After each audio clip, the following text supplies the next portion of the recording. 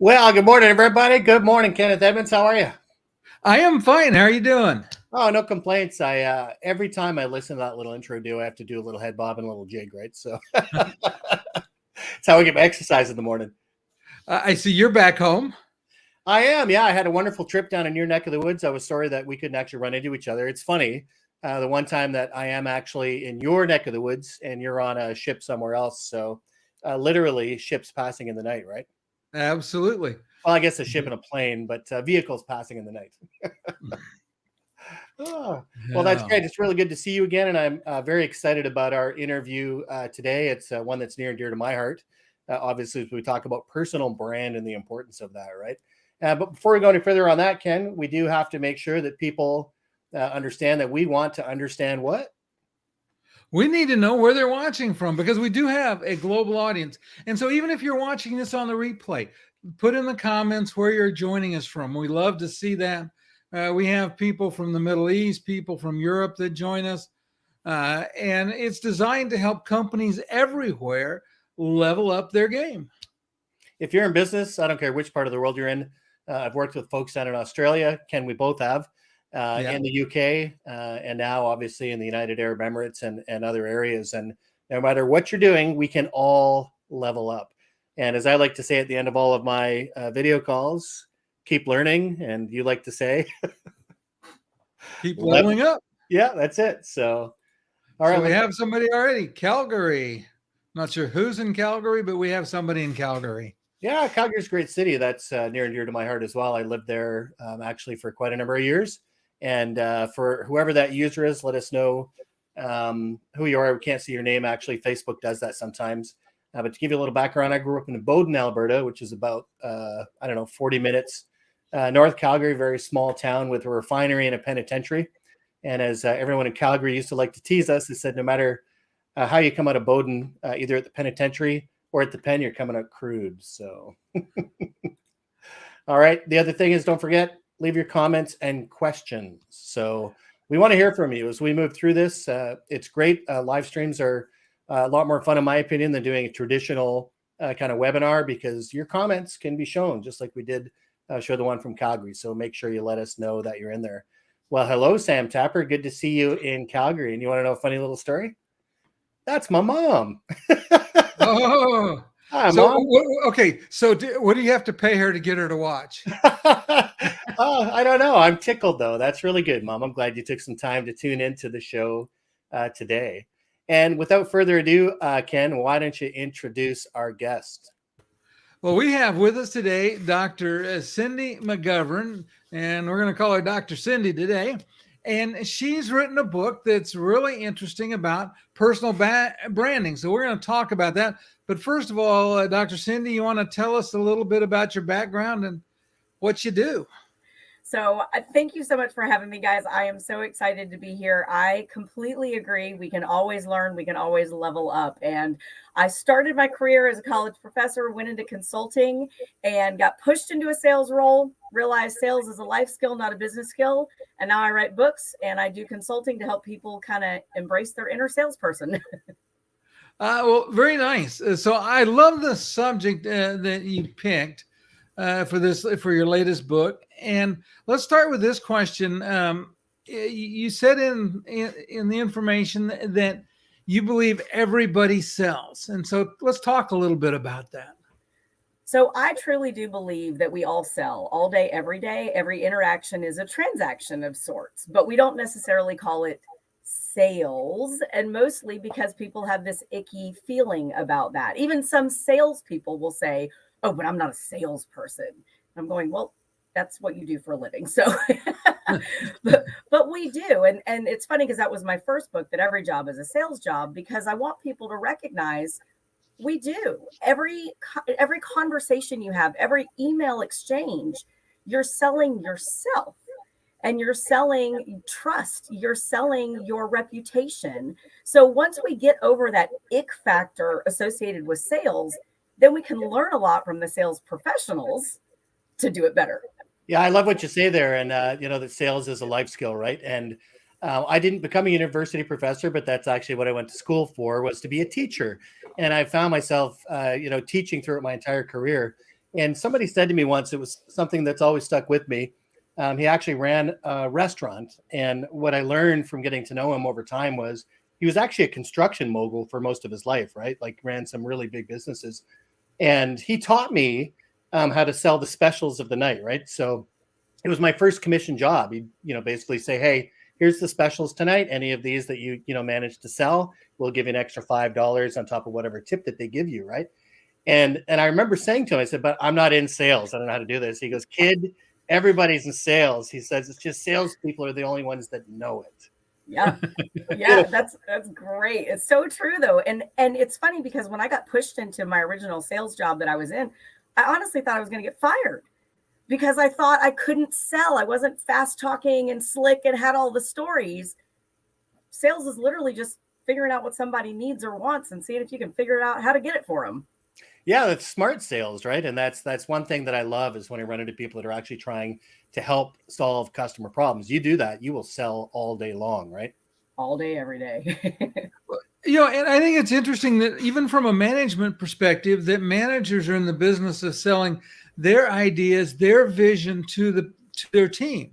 And so many times they don't think about it from that perspective. And I think that's such a nice way to look at it.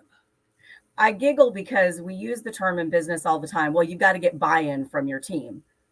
Hello, that's sales. If you're buying, you sold them something. Like we use the vernacular of sales all the time. We just don't think of it as a sales call or a sales conversation. And that's actually why I named the latest book, Sell Yourself, because it's the same thing. You sell yourself every day. We forget the operative word is sell.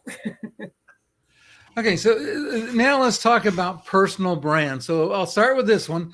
What is a personal brand? So a personal brand is really what the world thinks about you when you're not around. It's how people are describing you. Your reputation is built on your personal brand. Your reputation is built literally on how people perceive your brand, how they advocate for you. And everybody has one, whether they realize it or not. You've got a personal brand. And that's really why I wanted to write this book, was to help people to live their personal brand on purpose and be able to get a little bit more of what they want in life and in work by selling themselves more directly, more intentionally, and quite frankly, recognizing that if you don't have a brand that you have built yourself, others are assigning it to you. So maybe it's not what you want. Yeah, and I think it's something that everyone can do, right? So I just got back actually from Florida. I was speaking at an event there, and I can be pretty energetic when I need to be, right? But what most people don't realize is that I'm actually a natural introvert, right? That most of my qualities, actually, I just want to stay at home. And so when you talk about selling yourself and your personal brand, what I've learned is that the person that you are is enough, as long as you are willing to put who you are out there, right? And that's where I wanted to clarify why I love that. It's sell yourself. It's not like first rebuild yourself and then sell yourself. It's like, no, sell yourself, right? So yeah, just beautiful. Love it. And it's funny that you said that though, for the introvert part, because people think that really good salespeople are always extroverts. Some of the best salespeople are actually the introverts because they're better listeners. Right. So you don't have to have this giant crafted kind of fake brand. I'm just saying promote the real you with some intention behind it. And we got Mr. Greg Walters joining us. Hello, Greg. Good to see you, my friend.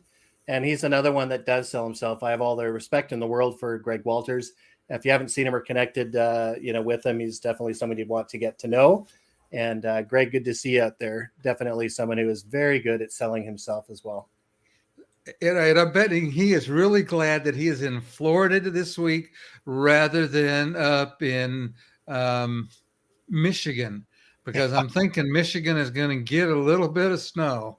Yeah, and guess what? That stands for us too, Ken, up here in Canada. Eh? So, yeah, we got a storm settling in this afternoon, so I'm glad our live stream is in the morning and not in the afternoon.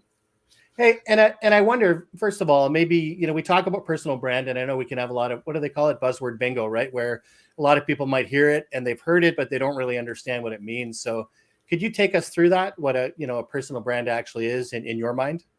Yeah. So, it is how people know you in the world, but it's the way that there's a narrative around you. Like everybody has a story to tell about somebody they've met, or your neighbors know you, your colleagues know you. But what is the narrative? What is the lasting impression that's kind of boiling it down to build out that reputation? And that's really what your personal brand is. But it's also built around who you want to be known as. And so I always giggle when people say, well, I'm a super hard worker and I always answer my phone. Okay, so you never sleep and you want people to know that about you. Okay, that's one thing, but guess what you're going to attract if that's what you're selling others on? What you're really saying is that you care about people, you want to be available to them, you want to be genuine, but you want some respected boundaries as well. So sell that. There's nothing wrong with that. But I think people get really confused about their personal brand and they think, oh, everybody knows me, so then I don't have to sell. I don't have to actually promote myself. No, it's our job to control the narrative on our own personal brand. And if we're not, remember, if you don't grab the pen to write the story, someone else is writing it for you. Yeah, I love that. And I love the way you rephrased that at the start about in talking about not forget just exactly how you said it, but not about the I work hard, and I'm always available kind of thing, but to make sure that you frame the narrative the way it needs to be. And I think the other piece of it is making sure that you convey the message about you in a way that helps others understand how it's to their benefit. Because a lot of times people in general like to talk about what they do. And I think that the focus needs to be much more on how you help others. I could not agree more. And I really do think that at the most fundamental level, sales is helping other people. That's my definition of sales. I would never push a sale on anybody. I want to invite them to buy. And so I have to find out how I can help them. And so if it's truly about helping, then your brand is around promoting what help you have to offer, promoting how you can assist somebody else. And let's face it, it feels really good to help other people. We all like that. But if we're not making sure others know what you can help them with or how you can help them, it's really hard for them to be your advocate. And we've all been there where it's like your neighbor says, oh, I forgot you do that. Oh, I forgot you know how to do that. That's because you were selling yourself short. You weren't promoting your brand so that they remembered these are your superpowers. Yeah, I love this. Oh, go ahead, Ken. I was going to say, because I'll tell a story on myself, because I was not, when I first started in business, I had a copier dealership and I wasn't as good at doing that kind of selling as I should have been. And one day I was in a client's office and I saw a new device that they'd bought, and it was something that I could have provided. And I asked them why, and they said, well, I didn't know. So that, I think that is so important that we make sure people know how we can help them.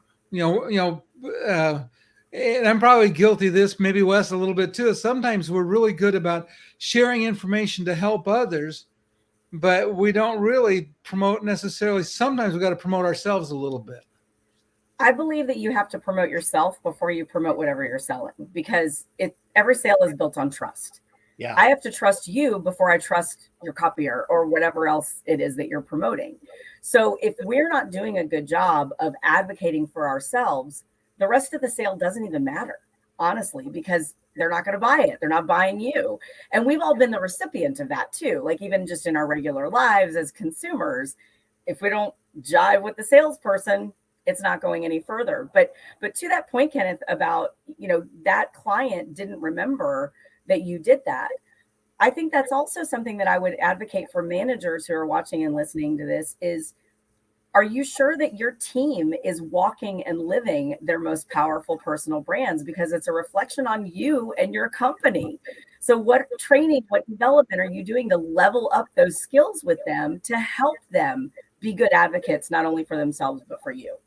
Yeah, it's a tricky one, and one of the things that I help people with myself personally is LinkedIn profile pages, right? And I think it's absolutely critical when you talk about your personal brand. LinkedIn is used by so many folks now that research you and investigate you. And when I'm working with executives and they say, well, there's people on my team that say that they don't do social media, that they don't do this. And my response has been right or wrong. Is look, I don't either. Like I don't spend any time on Facebook. I don't spend any time on Instagram, like just personal stuff. But when it comes to me as a professional, because I have chosen to be in this world, I have to have that presence. And more importantly, I have to direct it, right? And that's, I find, always the hardest thing. And I wonder if you have any advice there for, for people there. It's almost bad that it's lumped in with social media in a sense, in the traditional sense. So do you have any advice kind of in that area to help people be a little more comfortable with using that on their brand? Or am I wrong? Do they maybe not need to? Is there another way? So great question. And it's very funny because as I've been promoting the new book and been doing media and interviews, everybody kind of goes to that social media space. And because that's the world that we live in. Well, if that's the common denominator question of why do we need it? The answer is, of course, yes. It's the business card of this century. And because we live on our phones, if you go to any grocery store and you look around, nobody's talking to each other in line. They're all on their phone. So the first thing I'm going to do is Google you if you're trying to sell me something. I'm not going to the yellow pages anymore, friends. I'm going to the internet. So you need to be present to win, kind of a thing. So that's the first thing. But I would also say to recognize that there's marketing and sales that are either side of the same coin. That social media presence is the marketing of you. The sales part of you is how you build the relationship through those. That's just the medium.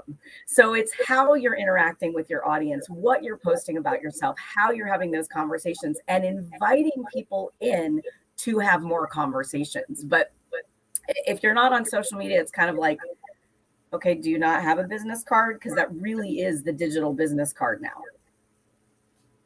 Yeah, I love that. And it's one of the things in my service management class I talked to. In fact, one of the exercises that managers have to do is they have to go out and look not only at their presence, but their company's presence in social media. Because if you don't know what other people are saying about you, you can't fix it. And, if you look at your competition and they have a huge social media presence and you look at yours and you don't, you're whispering when you need to be talking in a normal voice, not saying shouting, but at least you need to be where people can find and learn about you. And that kind of goes to this next question I have for you is, why do we need a personal brand? We've talked a little bit about it, but let's talk some more. So I would actually say that you have one, whether you realize it or not. So it's not that you need it, it's that you have it and you need to be a good steward of protecting it and defending it, because everybody has one. If you have any interaction with another human being, whether it's intentional or not, you've sold them on who you are. When you pass somebody walking in the door of a building, you're selling whether you're a friendly person or a grump. Like, it's just that 10-second interaction. So you've already got the brand. It's about being purposeful on how you want people to believe the brand. And Wes, I know that you're a big proponent of planning too. I'm a planaholic. So you got to plan what you want others to know about you and be diligent about living it, and then be proactive about selling it. My favorite, he's hit his mute button. I get to talk. I love that. We have a question here from Greg. He says, how does one manage a personal brand versus their employer's brand? And at what point is your personal brand more valuable than your employer's? Great question, Greg. Thank you so much. So first question is about, how do you manage your brand versus your employer's? There is an intersection of it, but we are multifaceted people. We have, like a diamond. You're like a diamond. You have lots of facets. So if you're in a room and people are a bunch of dog lovers, you're going to talk about your dog. If you're in a room with folks that like to go fishing, you're going to talk about fishing. So you're going to pull up those facets of your brand when the time is right. But you've planned for that, remember? So we go back to that. But with your employer brand versus your personal brand, hopefully there's an intersection that the core values match up. I'm not saying you have to love every single thing about the product or service, but that the intention is there, your purposes are aligned, and that it feels authentic. Otherwise, it doesn't matter what you're selling. They're not going to buy you. And remember, they've got to buy you before they buy anything else. And so you asked the second question of what point is your personal brand more valuable than your employer's? If you're a forward-facing employee, I would say that is more valuable, because that first interaction is with you, not with the company. And so this is why managers and leaders need to recognize every job, it really is a sales job on your team, because every single person in your organization is a walking commercial for you. Are they telling the right story? Are they selling it right? And if they're not, we got work to do. Yeah, I love it. And when you think of organizations that really kind of get personal brand, I do a lot of work for Tiger Paw Software. And my title with that organization is Chief Noisemaker. I'm a CNM, right? And they asked me, they know my brand, they know about who Wes McDonald is a person. And they said, what kind of brand, like what should we call you, right? And I just love that. And I think that intersection for any business leaders out there that are listening to really pay attention and I guess embrace kind of the personalities of the folks that that you are hiring. And maybe it does. I know this one's not on the thing, but sometimes that's not always a fit. Isn't that right? It's 100% right. And again, it doesn't mean that it has to be like, oh my gosh, I have completely embraced everything. I live, eat, sleep, and breathe, trucking or whatever it is. It's that those core values align, that you both want to help people. You both have the same intention. And I'll tell you a very quick example. There was a software company that came to me through LinkedIn, and they were doing a kickoff revenue event. They hired me as their keynote speaker for their sales team. They came back when they were doing a company rebrand, global organization, and they said, we need you to teach personal branding to every single employee globally. Wow. Because they recognized that every single person now had to tell that story. Every single person who was internal or external, even if you're not in a sales role, even if you're not directly customer facing, you're an advocate for that company. Are you a fan or are you a raving fan? Are you an advocate or an adversary? Because if you're not advocating, I would actually argue you're a bit of an adversary because you're working against the narrative that's in the market. I love it. And that's such an important message for those folks that don't necessarily call themselves salespeople because they don't think it's their job, right? No, I show up, I punch in, I do my job. That's not my job. And it's all of our jobs, right? Every job is a sales job. Well, and I think it is so important that I think this stems from starting at the top, and like the example you just gave of making sure that as a leader in a company or as a leader in a team, that you work to help your employees understand this, to be able to learn to communicate effectively. And, part of it, I'm a huge fan of empowering employees to make decisions. I teach my service managers that they should train their technicians to run their territory like it was their business and to view the customers as their customers. And so when employees start to take that kind of ownership, I think it has to help them build that personal brand in line with the company. I couldn't agree more on that. And it's very funny because I hear a lot of managers that we coach and that we work with who say, well, my people need the training, not me.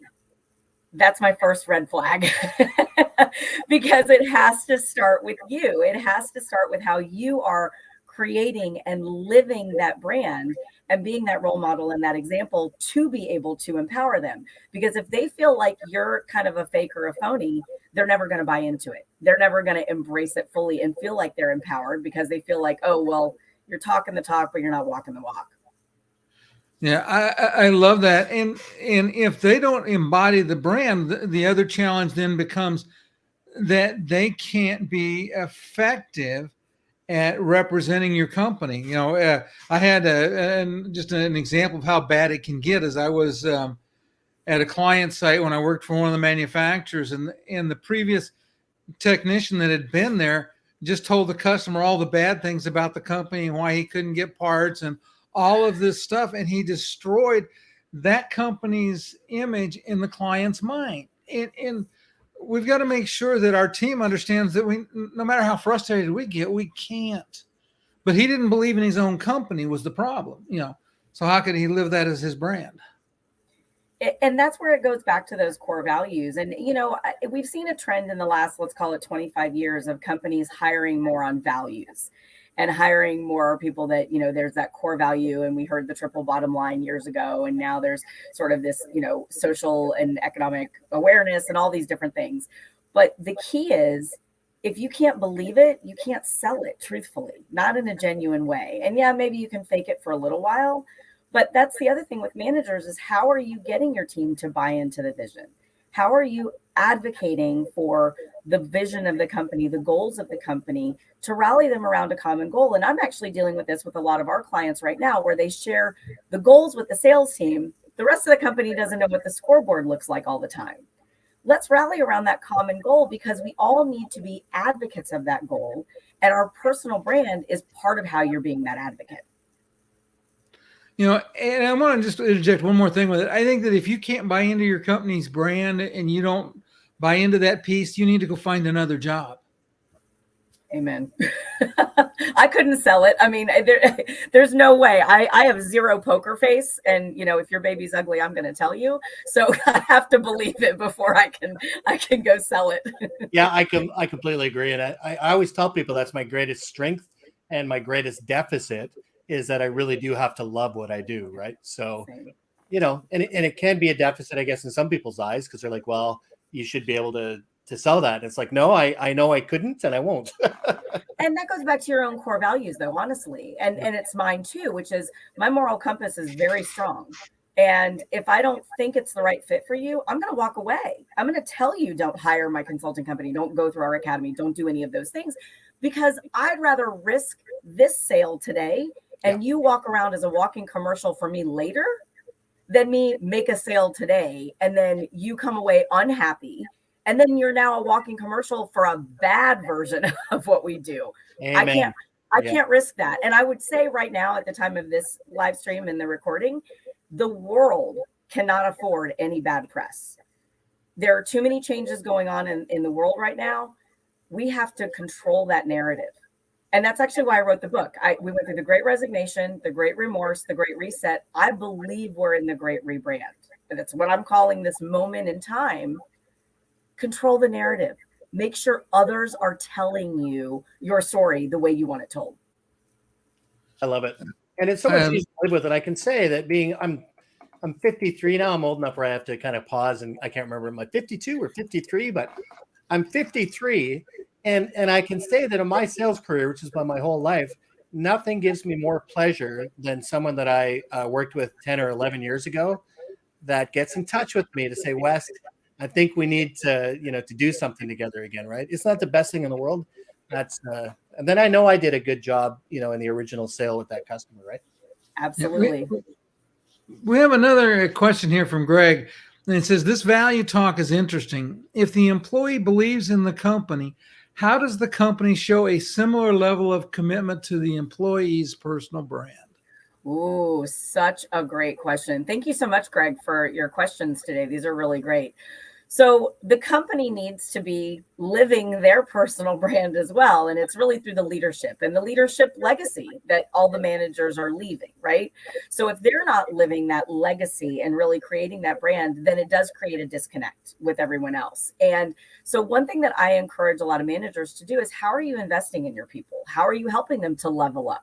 What kinds of resources are you providing for them? Are you doing book clubs? Are you doing internal training? Are you having conversations and brainstorming sessions and networking sessions?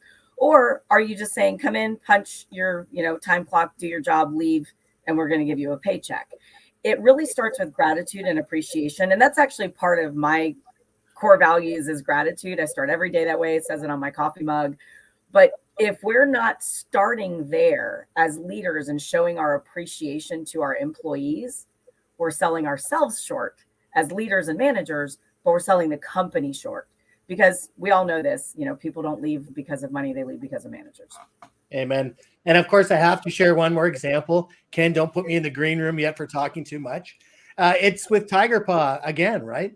So I'm my personal brand. I don't wear, golf shirts or traditional trade show wear, and I'm not against it. It's just not me. That's what I wear. I love Hawaiian shirts.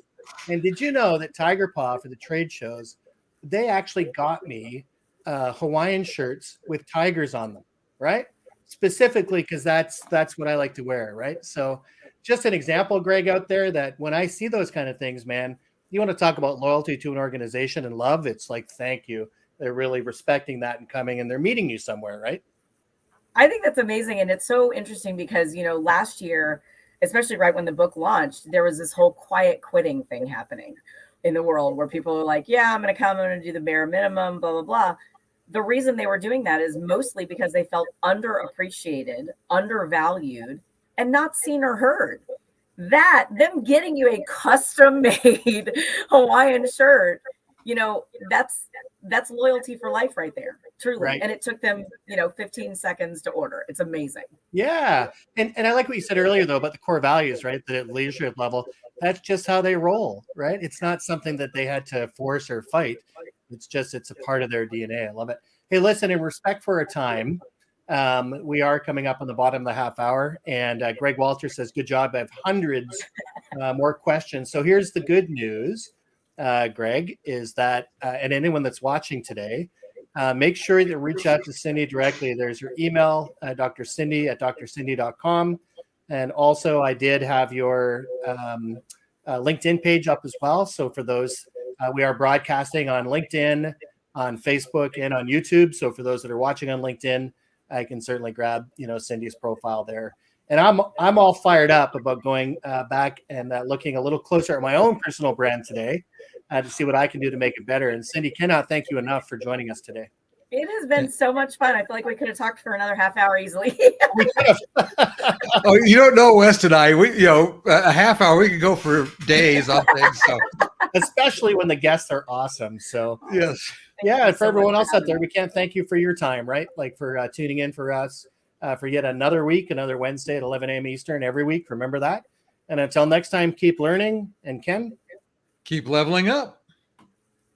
All right. Bye, everybody.